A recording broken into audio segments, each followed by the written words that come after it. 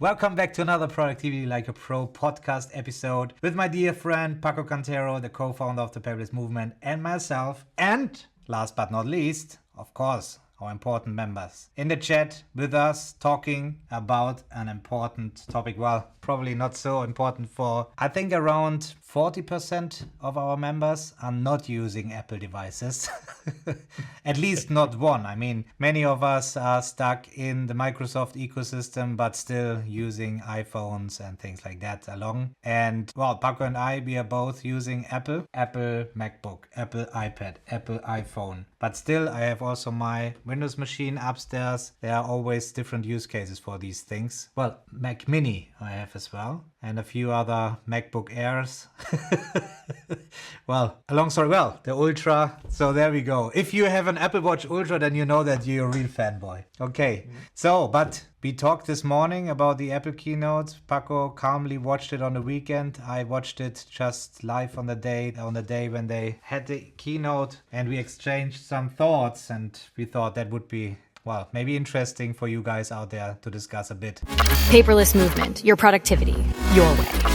Well, let's start with the amazing update of the iOS 18. Let's start with the iPhone, the simple one. What an amazing update this was. As long as they don't understand sarcasm, they think we are cheering it, right? No, iOS 18, well, it's nice that we have a design change there. It's great that we can move icons around so we see the faces on the screen. Also, Paco doesn't care at all about this shit. No. As at his iPhone, you won't see any clutter. It's always crystal clear what to see there. For me, well, I like this design change, I have to say. But how good it will play out, we will see as well, because if you change the colors of these things randomly, we already saw some funny memes on the web, what you can create, that everything looks ugly. But that's the thing. That's the only thing that sticks to my mind when it comes to iOS 18. Well, maybe the control center or things like that. But that was it, right? It was really the thing they pointed out for a whole keynote, that you can now change the colors of icons from dark mode and light mode, and you can move the icons around. Is this worth having a keynote about this, Paco? What's your thought? Well, my general thought is that I'm a little bit disappointed about this keynote. And well, in fact, I think that almost for a decade,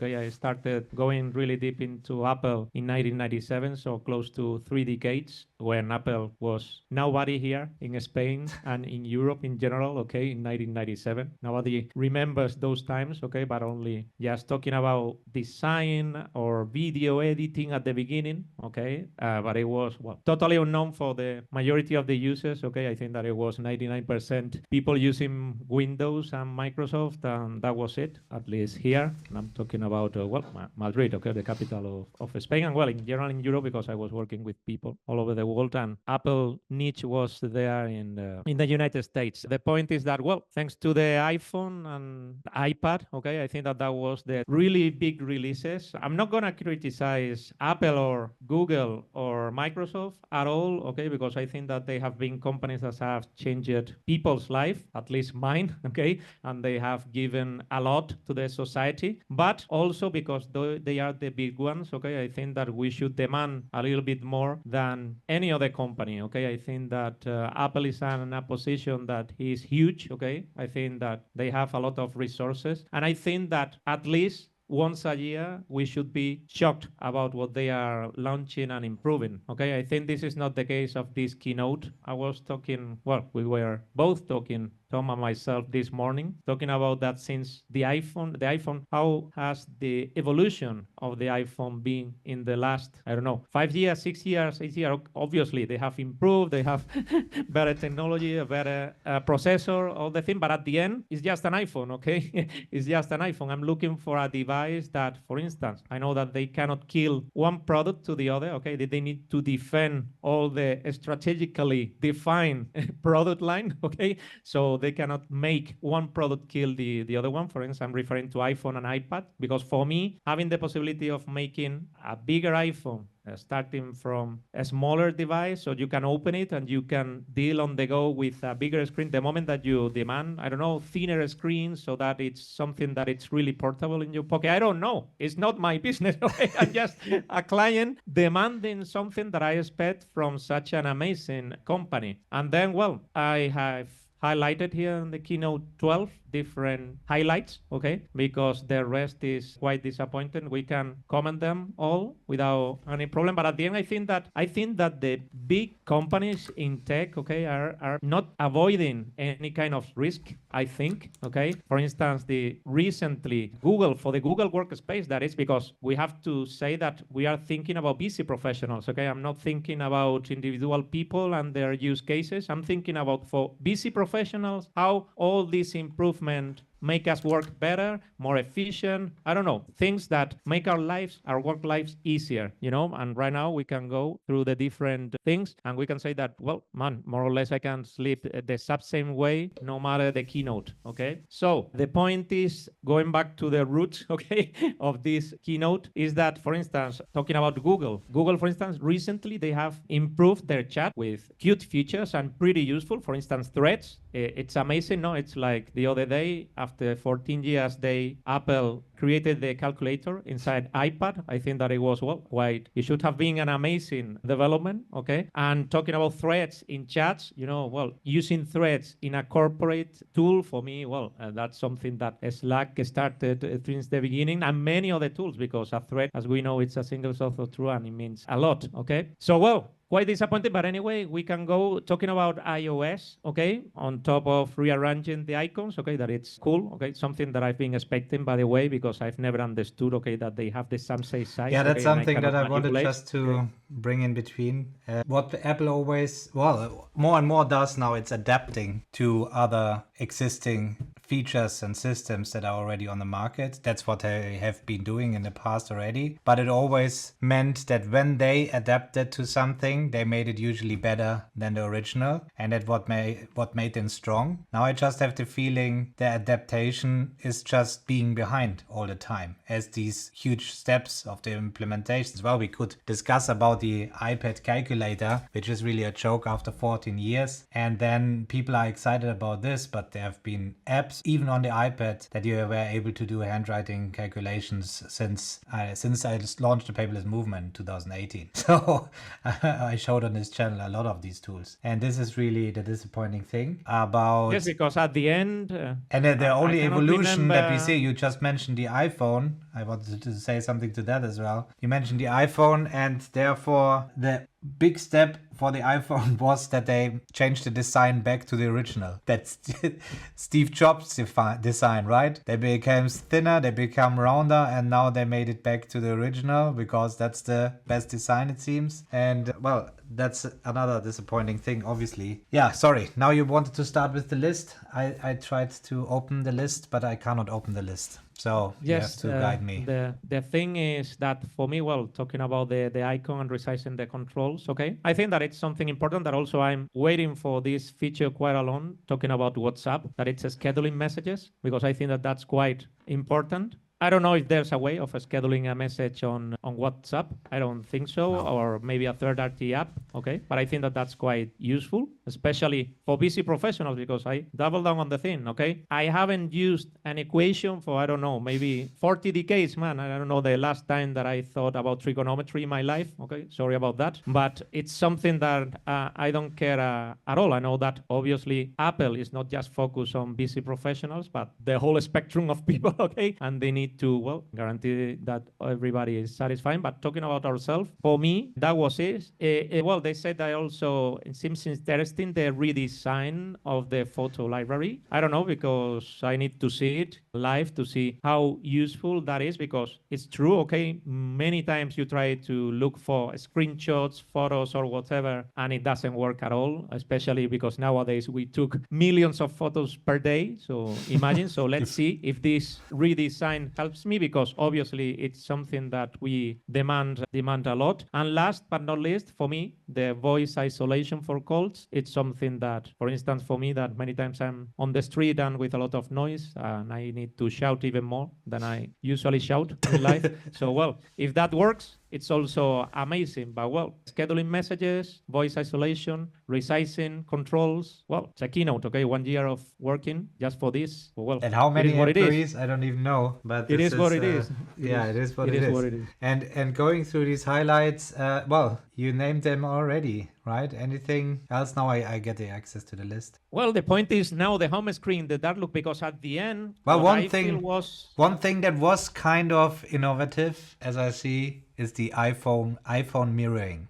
That well, but that's for Mac OS. That's for Mac OS. yeah. Comes later. So we stay in Okay. iOS. Okay, well then. Yeah, Okay. yeah. Yes, because it's a feature in a Mac. Okay, that for me that's one Okay, of well the. then let's stay on the iOS. Yeah. So you just been talking about the iOS right now. Okay. Yeah. That's it. Indeed. It is well. It we is can what it say is. The dark look. Okay, dark look colors. Okay, multiple the. I would have lock and app. expected For at instance, least I for also the- because Yeah.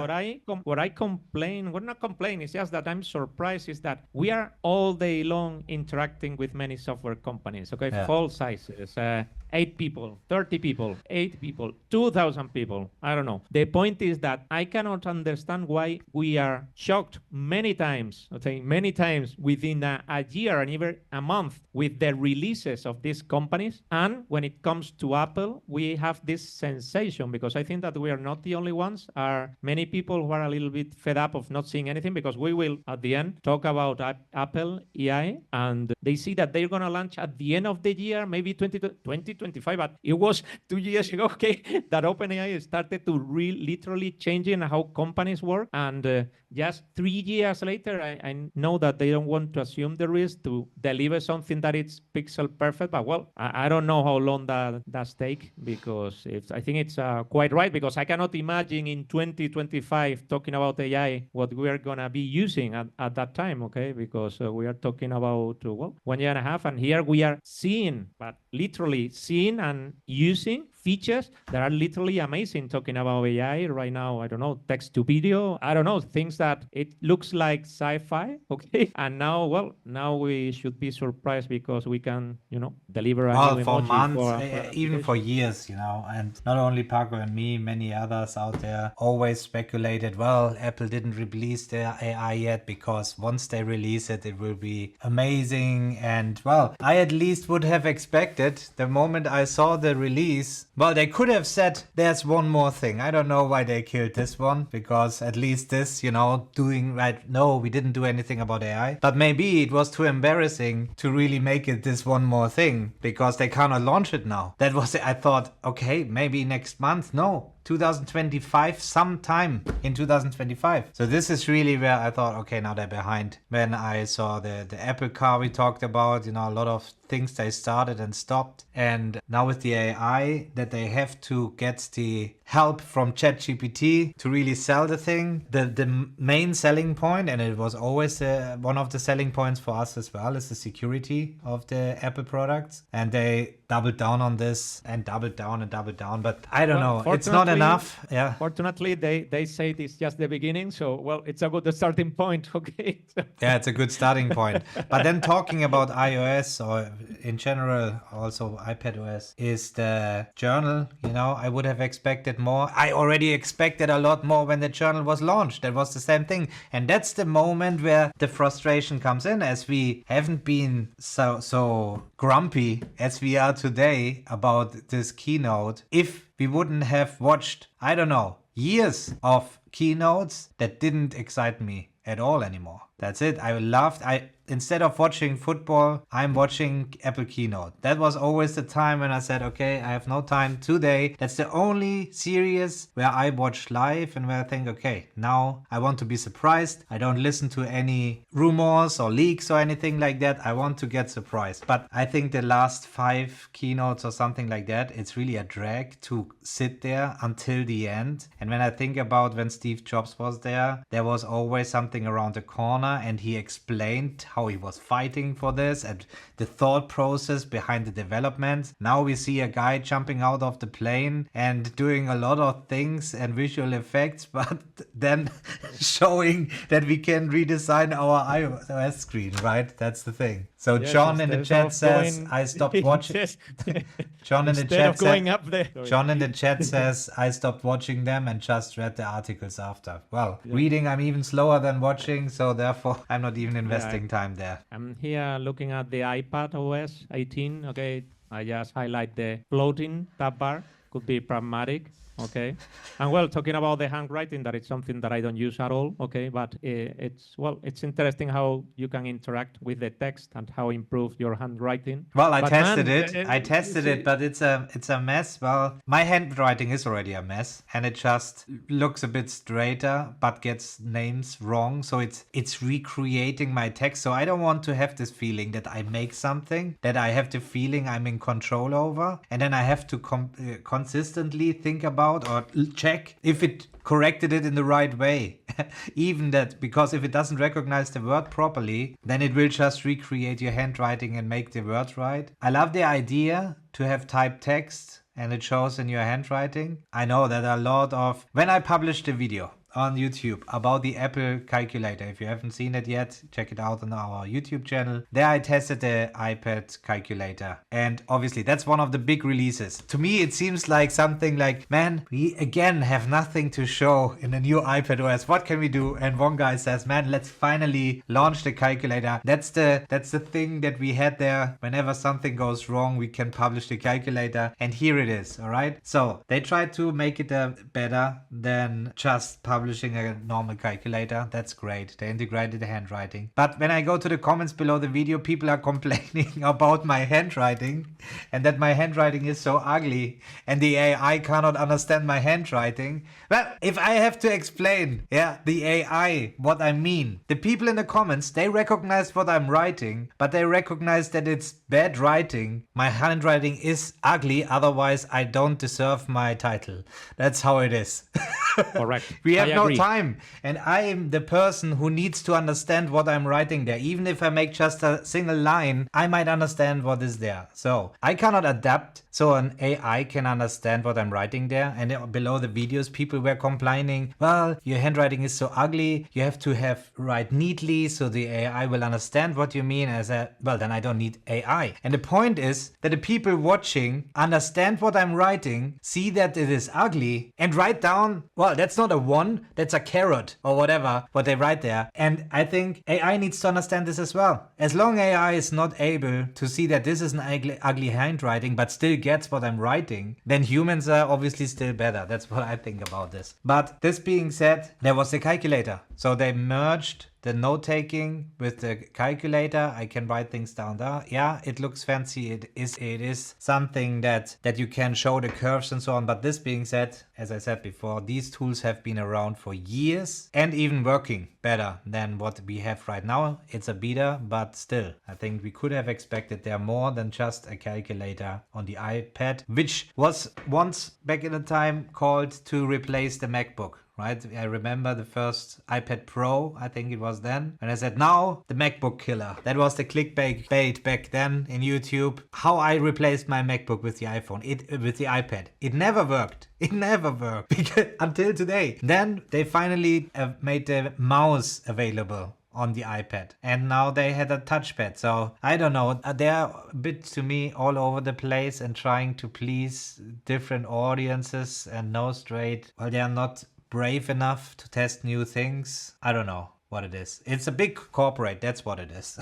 That never change a running system as long people are paying, as long the numbers are correct. But it must be really frustrating working at Apple, being innovative and want to make new fancy things. And as I know, and me working in corporate, Paco as well, doesn't matter in what industry you are in, it is always the thing how slow you can evolve. And that's where we came to the conclusion this morning as well, that the small companies now have their chance to rise. The point is going to Mac OS. Well, we saw this guy going down the ladder instead of going up. And for me, the thing I really liked the most was this iPhone mirroring. I think that I hope that we can use it to quickly rearrange the icons, because rearranging icons when you have several screens, it's a nightmare. Also receiving the notification, because there are many tools that just work on iOS. So having them in your desktop, using your keyboard and being able to interact, I think that we need to see how it works. But I think that that's impressive, and I'm really happy with that feature, because I think that it can be quite interesting, okay? Because the iPhone remains locked And I think that that's interesting because you can have it at any place, and then whenever you are on desktop, you are on top of everything, no matter the device. So I think that that's really, really cool, and I really love it. Okay, because the rest, well, here, tile windows, the background for video conferencing, the keychain passwords, Safari, again, speed, consume of battery, highlights. Man, the moment that you compare Safari with Arc, for instance, it's impossible, you know, it has nothing to do. And that's the point, that third-party apps go far beyond, man. If you compare Mail with Superhuman, boom, you cannot compare. If you compare, when you start comparing with third parties, at the end, you know, just Apple becomes an infrastructure, because I remember that we tried to force the things to see if busy professionals can work just in the Apple ecosystem with no third parties at all, because we know the advantages. Okay, I believe in privacy, talking about Apple and their approach and how they protect their ecosystem, and that's pretty useful for a busy professional. So we force the thing, but it's literally impossible. Well, they show, and they also, there were many blurry things that we've improved. What's the name of the sketching tool of Apple? Freeform. We have make improvement. What's improvement? What's it? And we try, and you compare that with Miro, for instance, and it's a no-brainer. You know, it's impossible, literally impossible, because it's miles away. Miles away. I know that they cannot compete with each software company, but at least giving that 20% of the features that are the most used. Okay, that's what we thought, talking about tools like that, no, or even Apple Notes. But the improvements are so slow. This year we have launched, I don't know, the tags in Apple Notes. Then the next year, man, you cannot live in this fast-paced world at that pace. Okay, so at the end, it's impossible. You want to use the Apple ecosystem, talking about software, and it's literally impossible, especially for busy professionals, because they are too simple, and it's a pity, because obviously the communication between one tool and the other works perfectly. But the moment is, if you, because that's something that I'm wondering, if I'm not using any of the apps in the Apple ecosystem, how is gonna be AI really useful? I mean, I'm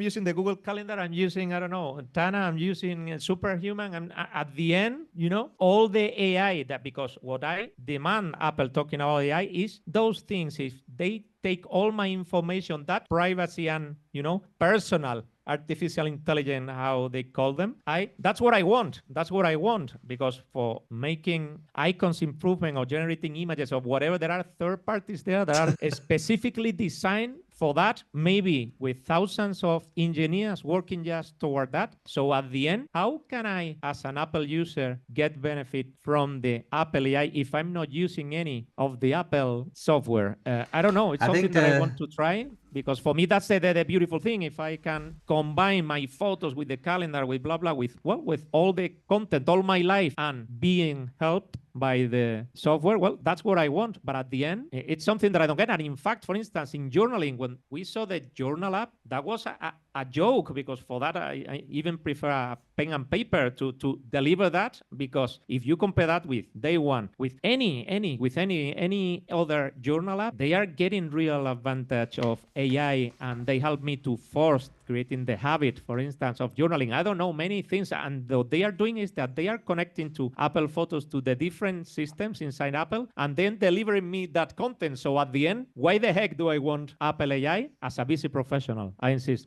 some other people take advantage, but at the moment, I cannot see that. So the thing is that our members and those following the paperless movement, you know, we talk about the ICO framework and the different productivity tools that you have in your productivity system. So we are crystal clear in our productivity system what tools we use for what specific features. We never believed into the one and only tool that replaces all the others, because that's just not out there. We bet on tools that have superpowers. So we are worst case for Apple, if you will, because we are using the best tools in the market when it comes to whiteboarding, when it comes to PKM, when it comes to project management, all these things. So that's our benchmark against whatever Apple releases there. However, 1 year ago, I remember Paco and I, we sat together, we actually got excited because we thought, well, we are using pretty overkill feed tools that maybe 90% of our busy professionals don't even need. So let's focus just on Apple tools and build an Apple ecosystem, productivity system to show that this works as well. That's where we got the idea. That was actually around the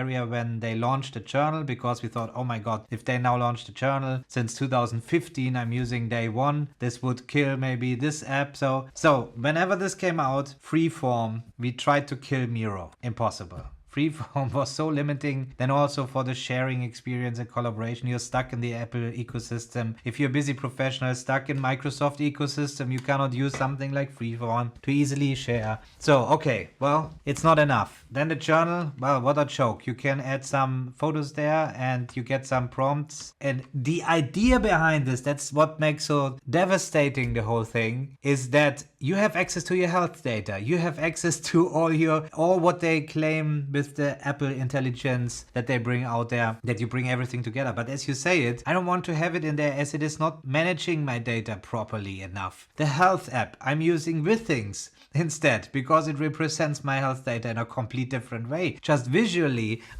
making more sense of the data that is there. And well, it doesn't matter where I go. So for the defense of Apple, it makes sense that they need to reach as many people as possible. So therefore they're not stretching the goals. If you say something like, well, Superhuman is so much better than the Apple Mail, I agree, but it is so niche down that you cannot reach masses with the way that Superhuman works for the normal people, if you like, that just need to have the feeling of the emails until we adapt to Superhuman, that this is the new standard. And then Apple will catch up eventually. Who knows that they now have then keyboard shortcuts or whatever. But yes, but the point is that I know that obviously Apple cannot compete with Superhuman, talking about email. But I consider that Apple cannot introduce in a keynote that they can summarize an email in their email and present that as something life-changing. Okay, yeah, that well, it was something that 2 years and a half, okay, it was already done by men, for instance. Okay, summarizing or doing those things, because for me it's kind of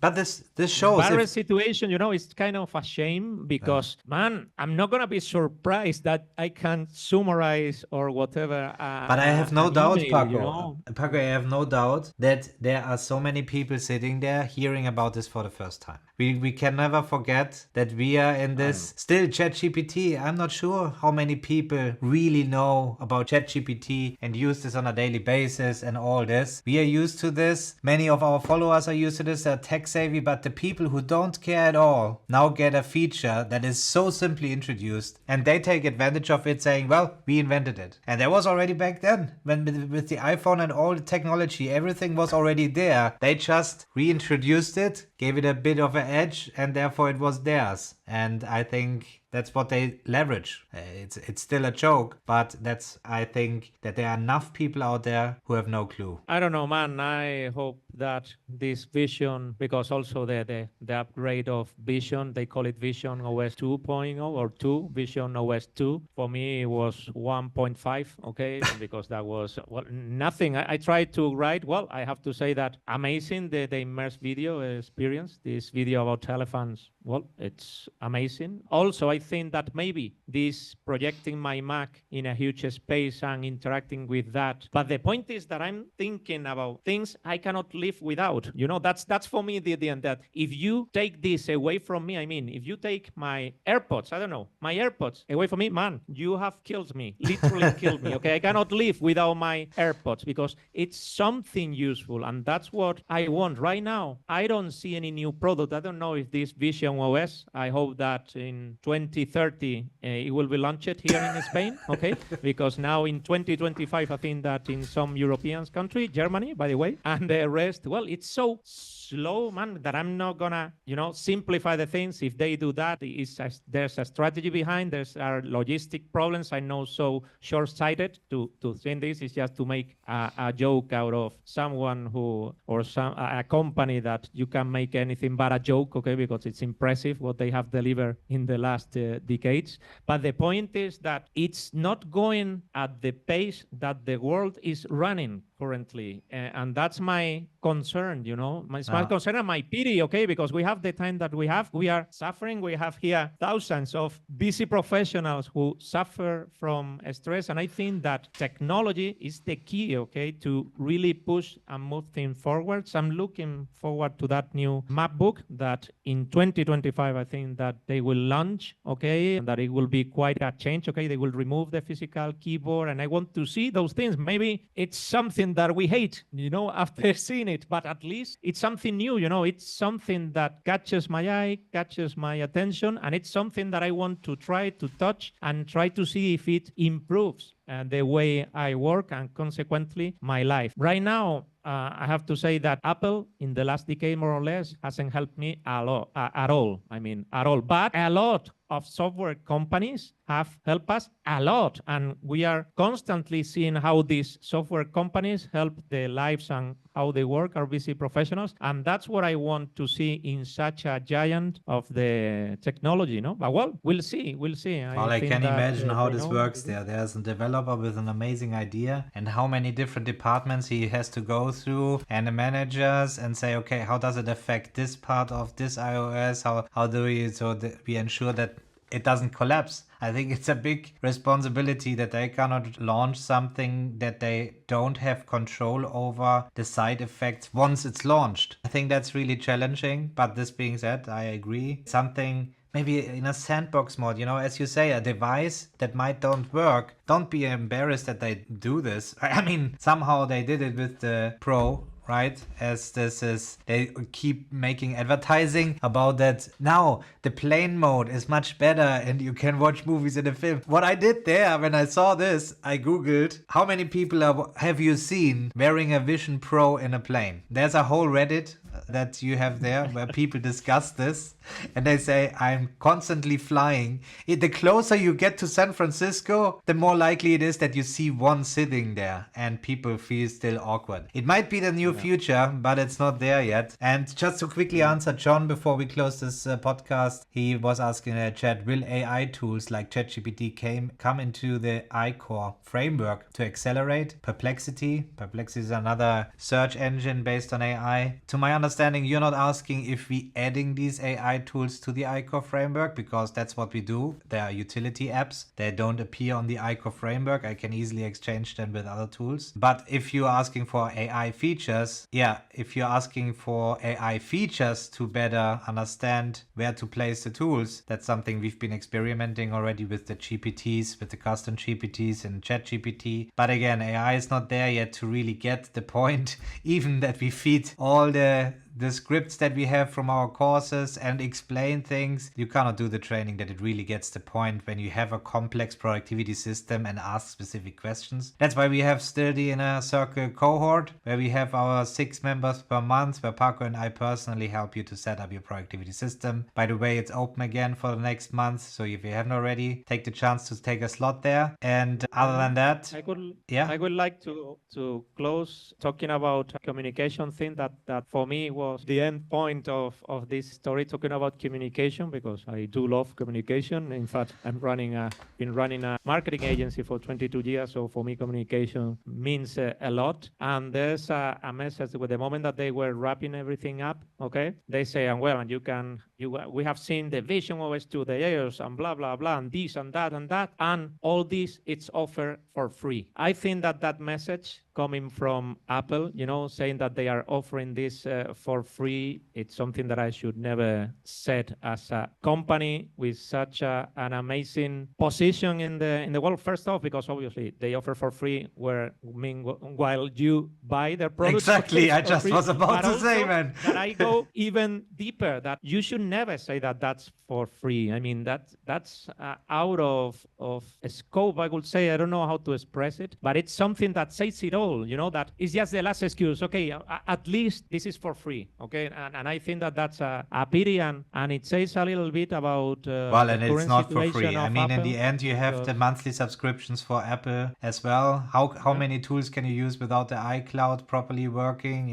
At the moment you want to scale, uploading the photos, it's not even for free completely if you want to really leverage this. So that's really not fair to say that. But I also refer to the concept itself of just Yeah, I agree. justifying that at least this is for free, I think that it's, well, a pity for me hearing things like that coming from Apple, where more or less you shouldn't pay attention to the price talking about Apple because you trust the company behind the device, the quality, whatever, everything but the pricing. So the moment that you start announcing or saying out loud that this is for free, well, okay, okay, is the last point to close a keynote that for me was quite disappointing. But well, it's my personal thought. We are sharing here as human beings with all our defects and and things, but at least I think that we are expressing what we feel, and I think that we are not the only ones. Okay, I think that also people who are Apple believers, like we are, okay, because by saying this, we are not saying that we're gonna run away. We are still convinced that Apple offers an amazing real added value to how we work, and we can trust what they are building and what they will keep building. But the point is that I think that we have the right, after trusting almost our lives to this company and knowing the resources that they have, at least to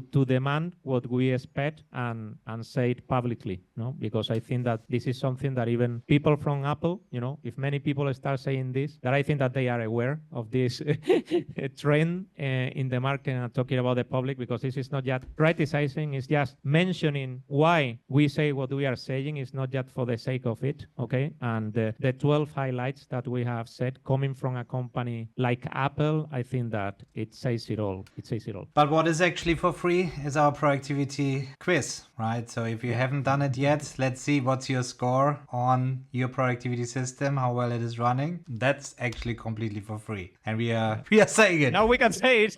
Now we can say it. Now, without any Paco, you problem. just said things for free is not a good communication. How do you pack this now?